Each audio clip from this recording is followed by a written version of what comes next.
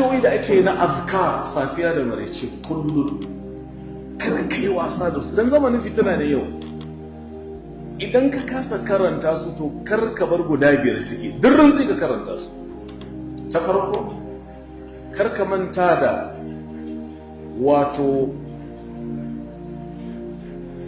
bismillahi alladhi la yadurru ma asmi shay'un fil ardi wala fis sama wa huwa as-sami'ul 'alim. So uku da sunan Allah wanda ba abin da zai cutar da ni inda ina tare da sunan shi.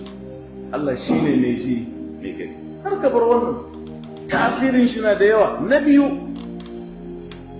kai wata faɗin a'udhu bi kalimatillahi tamma min sharri ma khalaq. Allah ina neman tsarin ka daga sharrin duk abin da ka halitta. Ka gama da duk wani irin mu na fili da boye mutum ko aljan ko da ƙwaro ne.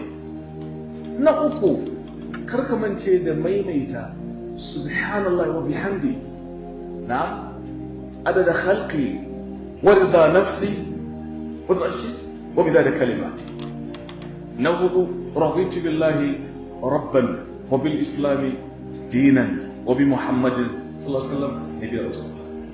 Na biyar hasbi Allah la ilaha illa hu alayhi tawakkaltu wa ilayhi unib. Ai cewa kai Allah ya ishe ni cikin magana ta kare. Allah ya ishe ni mai sharrinka mai mugunta yi Allah na kallo kuma duk abin Allah za a tsaya. Allahumma izzal islam wal muslimin